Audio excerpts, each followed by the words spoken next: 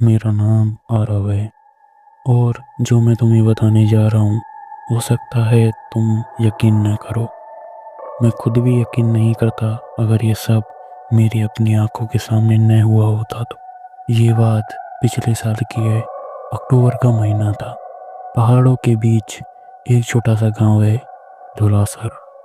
वहीं पर मैं अपने दोस्त निशांत के घर ठहरा हुआ था। वो गांव काफ़ी शांत है, पर रात में वहाँ की खामोशी किसी चाल जैसी लगती है, जैसे अंधेरा तुम्हें कहीं खींच लेना चाहता हो। पहला अजीब वाक्य उसी रात हुआ।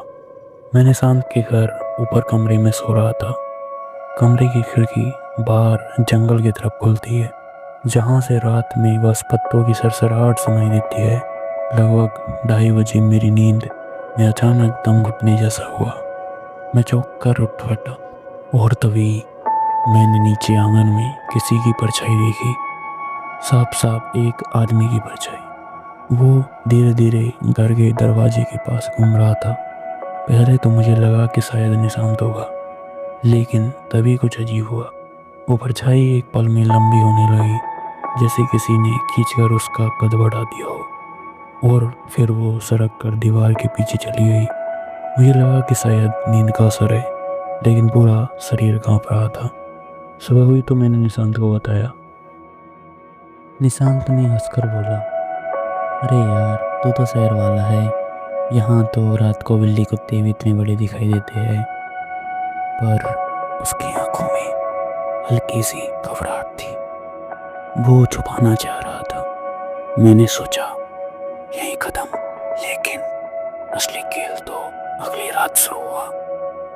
करीब 10:30 बजे हम तीन लोग, मैं, निशांत और उसका छोटा भाई, बाहर चबूतरे पर बैठे थे। ठंडी हवा थी।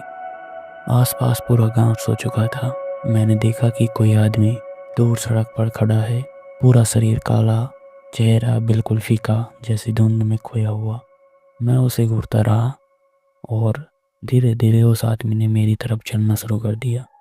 कदम बिल्कुल मेरे जैसे थे, चलने का अंदाज, लंबाई, कंधों का झुकना, सब मेरे जैसा। जैसे मैं खुद दूर सड़क पर खड़ा खुद को आता देख रहा हूँ।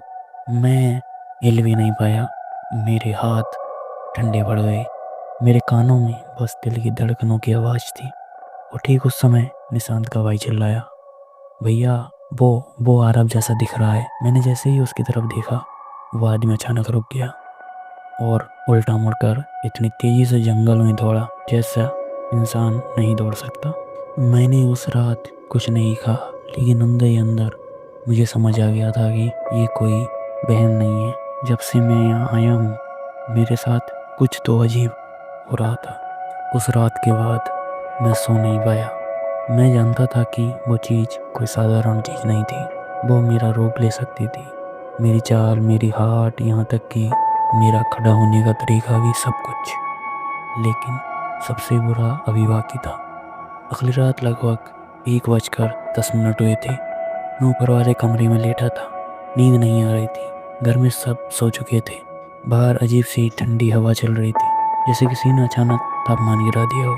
और तभी मेरे कमरे के बाहर वाले बरामदे में मुझे किसी के चलने की आवाज़ सुनाई देती है। ठक ठक ठक। एक एक कदम साफ सुनाई दे रहा था। मैं बैठ गया। दिल की धड़कनें कानों में बज रही थी। मेरे पैरों में जैसे जान ही नहीं थी। कुछ सेकंड बाद किसी ने मेरे कमरे का दरवाजा हल्के से दबाया, जैसे धीरे धीरे खुलने की कोशिश कर रहा हो। मेरे गले से आवाज़ नहीं निकली, और फिर मुझे वही आवाज़ सुनाई दी।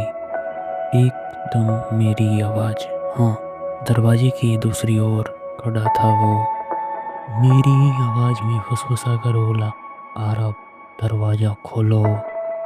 मैं हूँ, तुम ही, मैं हूँ। मेरे पूरे शरीर झुरझुरी दौड़ गई। मैं उस आवाज़ को पहचानता था। वो मेरी आवाज़ थी, बिल्कुल वैसी जैसी मैं अभी आपको सुना रहा हूँ। पर वो आवाज़ थोड़ी टूटी हुई थी, जैसे कोई मेरे ही गले को कॉफ़ी करना चाह रहा हो, लेकिन पूरी तरह कॉफ़ी नहीं कर पा रहा। मैं बिस्तर से उठ नहीं पा रहा था। घुटनों के पास ठंड जमा होने लगी थी। और तभी ठक ठक ठक, इस बार दरवाज़ा जोर से हिला। उसने फिर मेरी आवाज़ में कहा, अरब बाहर आओ, मेरा असली रूप देखना चाहते हो? मैं कांप रहा था, मेरी उंगलियां ठंडी बर्फ जैसी हो चुकी थी। एक पल के लिए कमरे के कोने वाली खिड़की से एक परछाई लहराई और अगली ही सेकंड वो परछाई खिड़की के ठीक बाहर आ गई। अपनी ज़िंदगी की सबसे बड़ी गलती की मैंने खिड़की के बाहर झांक कर देख लिया। वो खड़ा था, वो मैं था, उसका चेहरा पूरी तरह मेरा था, पर आंखें इंसानी नहीं थी, बिल्कुल खाली और काली थी, और अंदर गहरी लाल चमक चमक रही थी। वो धीरे धीरे मुस्कुराया। उसकी मुस्कान मेरे चेहरे पर कभी नहीं आई थी। फिर उसने अपना गला आगे बढ़ाया और उसका चेहरा बदलने लगा। त्वचा पिघलने लगी। नक्शा एक सेकंड मेरे जैसा होता, दूसरे में किसी और जैसा। और इसी बीच उसने फुसफुसा कर बोला, मैं वो हूँ जो तुम्हें बदल दे या तुम्हारी जगह छीन ले। बिना कहते ही उसने अपना हाथ खिड़की पर मारा। एक भयानक चीख निकलती हुई खिड़की के शीशे कांपने लगे। कमरे में ठंड इतनी बढ़ गई कि मेरी सांसें धुंध बनकर सामने लहर रही थी। मुझे लगा मेरा आखिरी समय आ गया है, लेकिन उसी वक्त नीचे वाले कमरे से निशांत की माँ की आवाज़ आई, कौन है? कौन है वहाँ? आ रहा बेटा, ठीक हो? और खिड़की के बाहर खड़ा वो रूप धीरे धीरे धुंध की तरह गायब हो गया, जैसे एक सेकंड में शरीर धुआं बनकर उड़ जाए। लेकिन मैं जानता था ये ख़त्म नहीं हुआ है।